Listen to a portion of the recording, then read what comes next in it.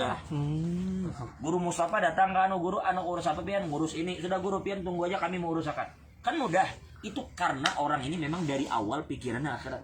Itu janji Nabi loh. Dan Nabi itu bila berjanji wa ma yantiqu 'anil hawa in wa illa wahyu. Jadi bila jalan Nabi urusan mudah bakal mudah tuh. Berapa sudah? Yang pertama Allah akan letakkan kekayaan di hati. Yang kedua Allah bakal mudahkan urusan. Yang ketiga wa atatud dunya wa hiya raghimah, dalam riwayat lain wa hiya saghirah. Dan dunia akan datang kepada orang itu berserah diri. Coba lihat, pikir aja biar almarhum Abah Guru Sekumpul itu maaf lah.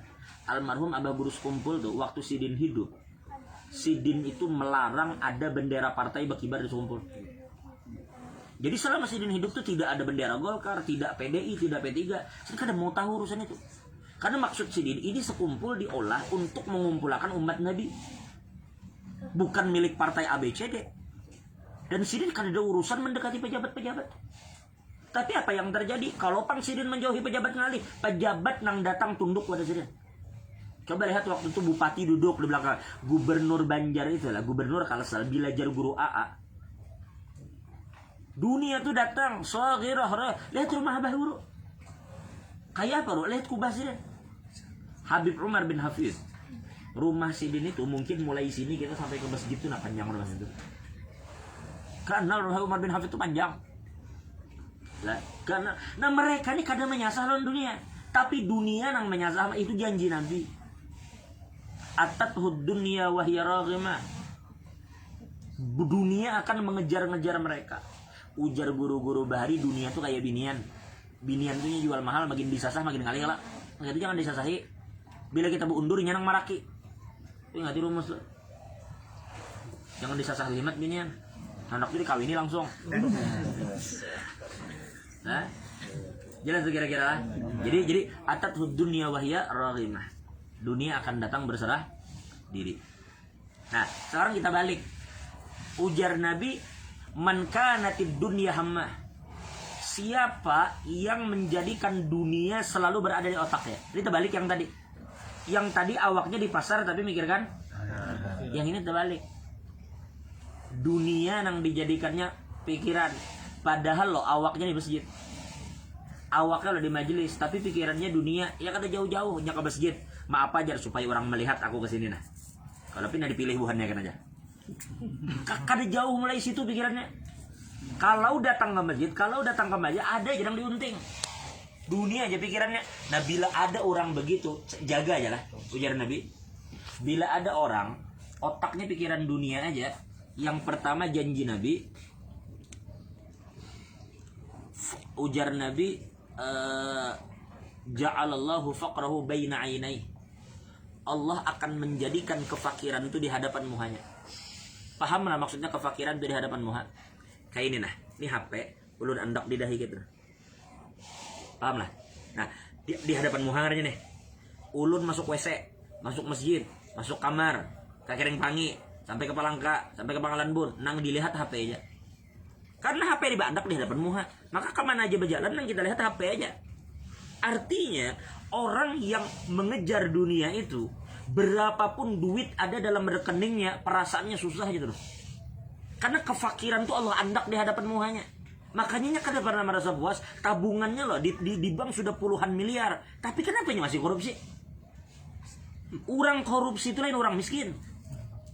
Nang korupsi itu nang rumah di mana-mana, nang mobil mewah, nang bini banyak sekali. Nah, artinya nyaman hidup. Kok kita nih nang awam ini berpikir, Jar, kenapa bisa kayak itu Jar? Sudah ganalnya rumah kada bersyukur kah? Itulah sudah sunnatullah. Bila memang dari awal pikirannya dunia, berapa aja lah. Sekarang di tangannya ada 10 miliar, julungi di tangannya 1 triliun, tetapnya bakal korupsi. Karena inya kada pernah merasa puas. Karena kefakiran itu diandak Tuhan di hadapan muhanya. Kurang gitu terus. Tapi ujung-ujungnya ditangkap KPK akhirnya. Kada bisa puas. Kalau manusia ini ujar Nabi diberi Allah Ta'ala emas, dunia, 1 lembah, dia bakal mencari lembah kedua. Bukan 1 wadah, 1 lembah. Itu gunung, di sana gunung, di sini gunung, di tengah-tengahnya Laut Jawa di OPJ lah. Di sana gunung, sini gunung, lalu di tengah-tengah antara dua gunung itu diandaki emas. Kayak apa? Banyaknya emas tuh. Nah kalau inya diisi emas satu lembah itu, dia bakal berpikir lagi mana emas yang lain dah. Emas kedua. Nah akhirnya diberi emas kedua, carinya pulang emas ketiga. Diberi dunianya cari langit pulang. Ujung-ujungnya jar Nabi ketikanya mati dasar disumpalkan tanah jangan untung. Disumpalkan tanah. Nah, maksud kita adalah hati-hati dengan dunia ini. Makanya dikatakan ada dua hal orang yang tidak akan pernah puas. Yang pertama adalah thalibul ilm, pencari ilmu. Yang kedua thalibud dunia, pencari dunia. Pencari dunia itu nang kaya minuman meminum laut. Makin dikinum makin satu. Berarti dunia bakal apa tadi Allah akan jadikan kefakiran di hadapannya. Yang kedua wa farraqa alaihi syamlah. Allah akan hancurkan semua urusannya. Buyar, inya menyusun rencana begini-begini. Kayak apa caranya supaya aku naik ya? Becari lalu kada baik, peras ini. Harus tangkap KPK. Buyar semua rencananya, kehamburan. Karena dari awal begitu, Allah akan hancurkan rencana orang-orang begitu tuh. Jadi apa aja urusannya bakal hancur. Itu dua. Yang terakhir, yang ketiga, walam ya'tihi minad dunya illa ma qaddara lahu. Ujung-ujungnya adalah nang sampai ke rekeningnya itu sesuai takdir juga. Biar kayak apa kita berhimat hendak mengambil ampun orang, pada akhirnya nang sampai ke tangan kita tuh sesuai berapa takdir yang Allah tulis. Bila Allah tetapkan seitu ya seitu. Jadi takdir itu sudah ditulis. Karing kayak ibarat sudah ada tuh. Tinta tuh karing dah. Gulungan takdir itu sudah dilipat. Apalagi nak bemehan. Kita ini melakukan gawian ini sekedar berikhtiar karena Allah katakan dalam Al-Qur'an wa ja'alna likulli syai'in sababa. Ada sebab. Makanya kita berikhtiar. Selebihnya kalau kita berikhtiar ternyata hasil kada sesuai kehendak kita, itu takdir Allah. Nah terakhir kami sampaikan kawan-kawan semua yang hadir nih. Satu cerita mudahan kau diambil pelajaran lah. Pian misalnya gaji kada terlalu banyak. Tapi gaji itu diberkahi Allah cukup bagi dia. Jangan berpikir bahagia itu harus selalu duit banyak. Ini ulun kisah sedikit. Ada dulu khalifah namanya Umar bin Sayyidina Umar bin Abdul Aziz. Umar bin Abdul Aziz ini bisi anak 11 ikung. 11. Lelaki bebini ada 11 orang. Nah, ketika Sidin meninggal, pian tahulah Umar bin Abdul Aziz ini pemimpin, bukan presiden lah, apalagi gubernur. Bukan presiden, tapi lebih tinggi dari presiden. Karena khalifah. Saudi di tangannya, Irak di tangannya, Syria di tangannya, Palestina di tangannya, Mesir di tangannya, semua di tangan beliau.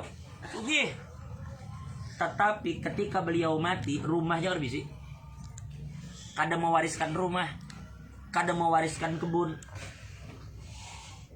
Adalah pemimpinnya tuh. Umar bin Abdul Aziz ini Pak Ai. Sidin ini ketika suatu malam sedang menyusun rencana untuk membangun negerinya, tiba-tiba ada datang orang, ujar ajudan Sidin, ada orang bertamu lawan pian. Ujar Sidin, siapa? Ujar orang tuh kawan pian bahari. Ujar Sidin, suruh masuk. Begitu kawan masuk, ditiup Sidin, lilin tuh lampu tuh. Ujar kawan, apa mari kamu jadi mati lampu, sari kalau aku. Ujar Umar, kenapa jadi kamu mati? Ujar Umar, ini lampu ditukar menggunakan duit rakyatku. Dan aku kada akan menggunakan lampu ini terkecuali untuk sesuatu yang berkaitan dengan kepentingan rakyatku. Amun aku pakai Sidin ini, apa yang ku jawab di hadapan Allah Ta'ala, amun aku pakai urusan kita berdua pribadi. Itu Umar Abdul Aziz. Makanya mati karena meninggalkan harta. Cuma, tahu pian warisannya berapa? Berapa warisannya? Sayyidina Umar Abdul Aziz mewariskan 1 dinar untuk laki-laki dan 1/2 dinar untuk bebini. Ulun ulang, 1 dinar untuk laki-laki, 1/2 dinar untuk bebini. Lidzakari mislu hadil unsayin. Ya kalau laki-laki 2:1. Jadi binian lakian 1 dinar, binian 1/2 dinar. 11 orang tuh. Nah, 1 dinar itu tahu berapa? 1 dinar itu dikatakan para ulama setara dengan emas 4,25 gram. Emas segram berapa? 900. Kalau emas antam tuh anggap 1 juta lah supaya nyaman menghitung lah. Anggap 1 juta. Nah kalau 4,25 berarti berapa? 4.250. Itu warisan laki. Anak laki dapat 4 juta. Anak bebini berapa berarti? Anak bebini berarti 2.125 ya lah. 2 juta lah. menurut pian kalau yang mati presiden anak diwariskan 2 juta bebini banyak ada? Nah, jangan kan presiden, bupati jangan ada mewariskan anak berjuta, camat aja warisan banyak. Ini presiden kok bisa begitu? Berarti kewarisannya banyak ada? Oke, tinggalkan dulu kisahnya. Jadi laki-laki dapat berapa tadi juta? 4 juta. Bebini dapat berapa? 2 juta. Setelah meninggal orang Abdul Aziz, ada khalifah di kemudian hari namanya Hisham bin Abdul Malik. Hisham bin Abdul Malik. Hisham bin Abdul Malik kebetulan bisa anak sama 11 juta. Orang Bahari anak banyak-banyak lah. Kenapa ya jadi banyak orang Bahari anak?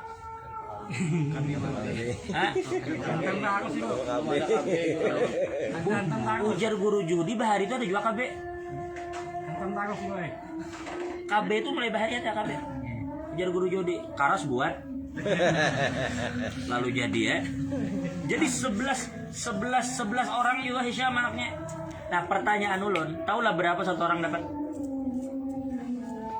Hisham bin Abdul Malik mewariskan warisan. Kalau Umar Abdul Aziz satu orang berapa tadi? 4 juta atau 1 dinar. Bebinian berapa? Setengah dinar, 2 juta. Nah Hisham bin Abdul Malik itu dapat warisan per orang bagi rata. Setiap anak lelaki bebini kada dibedakan, dibagi sama. Satu orang anak dapat 1 juta dinar. 1 juta dinar berarti setara dengan emas 4.250.000 gram. Berarti setara dengan 4.250 kilo. Emas berapa sekilo ini? Gula. Berarti itu emasnya 4 ton seperempat. Kadanya 4 M. Amun. Iya kalau sekilo kan deh. Kalikan 4.250. Berarti 4,25 ton. Berarti kalau harga sejuta itu duitnya bisa camu HP hitung. Berarti duitnya sekitar 4,25 triliun. 4 triliun, bayangan. 4 triliun tuh bian, jangannya kita tukarkan durian. Kemarin berbambuk lagi. Jualan tuh bang kita. 4 triliun juga. 4 triliun. 4 triliun per orang. Banyak kada? Banyak kada? Lalu kita kembali. Ternyata ulama mencatat ada di kitab namanya Al-Fuqisah wa Qisah. Jadi ketika anak ini diberi 1 orang 4 triliun per orang, sugih kan nih? Nah tapi kita lihat apa sih maksud kekayaan yang Allah beri. Ternyata diberi oleh Hisham anak ini 4 triliun. Sejarah mencatat ketika dewasa 1 orang anak Hisham kada ada yang sugihnya, semuanya miskin. Di masa tuanya semuanya susah. Pertanyaannya di mana duit 4 triliun? Semuanya anak Hisham ini susah di akhir hidupnya. Ada yang nyaman hidupnya. Semua. Tapi anak Umar, satu pun anak Umar Abdul Aziz kedada yang ketika tuanya susah. Bahkan sejarah mencatat dengan tinta emas 1 orang anak Umar yang laki-laki yang berapa tadi warisannya? 4 juta. Di kemudian hari itu mensedekahkan sekitar 10.000 sampai 10.000 kuda bisa bilang. Maaf, 100.000 kuda untuk kepentingan jihad. 100.000 kuda disumbangkan untuk kepentingan jihad. Fisabilillah. 1 kuda tuh ulun perhatikan, lamun kayak kuda ampun Prabowo nang ganal tuh mungkin bisa sampai 100 juta harganya. Kalau 100 juta aja harganya, kalikan 100.000 berapa? 10 triliun duitnya. Itunya bersedekah sih itu. Bersedekah, padahal waktu bapaknya mati duit yang inya dapat cuma 4 juta. Di masa dewasanya inya mampu bersedekah 10 triliun. Apa artinya itu? Karena ketika Umar meninggal, Sidin kada meninggalkan duit banyak, tapi Sidin mewariskan ke anak Sidin takwa kepada Allah Ta'ala. Diisi takwa lawan Tuhan. Allah berjanji dalam Al-Quran, wa may yattaqillaha yaj'al lahu makhraja wa yarzuqhu min haitsu la yahtasib. Ya. Jadi pertama Allah bakal keluarkan ini dari masalah. Yang kedua Allah bakal berikan rezeki. Artinya apa? Napian berataan kada usah memikirkan masalah kuantitas. Jangan berpikir banyaknya duit, tetapi lihat keberkahan pada rezeki yang diberi. Nah, jadi biar kada banyak umpama tapi itu berberkah, percaya aja. Wal muradu bil barakati az-ziyadatu wan numu. Yang dimaksud dengan berkah itu adalah bertambah dan tumbuh. Duitnya kada banyak tapi berberkahnya bakal tumbuh. Duit banyak tapi kada berberkahnya bakal nyusut. Jadi kita berdoa supaya rezeki kita berkah. Karena bila berberkah, kayaknya akan naik. Nah itu keberkahan. Makanya kita disuruh berdoa supaya harta kita tuh berberkah. Kalau Allah memberkahi kita berdoa, memberkahi hidup kita, memberkahi anak bini kita, memberkahi usaha kita. Mudahan kita berkumpul suatu saat, insya Allah. Mudahan kita bisa berkumpul lagi, insya Allah. Mudahan kita berkumpul lagi di hari yang lain dalam keadaan sehat afiat. La ala hadhihi ni ala kulli ma nawabi zul hadratin nabi al-fatihah.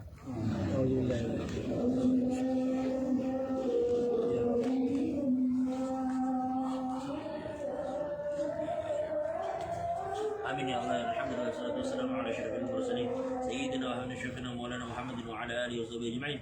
اللهم استر عيوبنا وعيوب معلمنا أن لا تذهب بركات علومنا. اللهم اجعل جملة جميع المرحومات فرقا بعد ذنوب ولا فينا ولا منا ولا معرشتنا ولا محروما.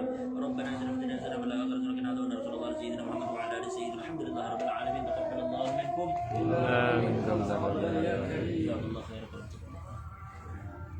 Jadi ulun ini mungkin setelah ini hendak ke Palangkaraya. Jadi kebiasaan orang Hadramaut itu bilanya hendak berpisah itu ada istilahnya tuh musafaha bil qulub, bersalaman lawan hati. Kenapa mereka begitu? Karena bersalaman dengan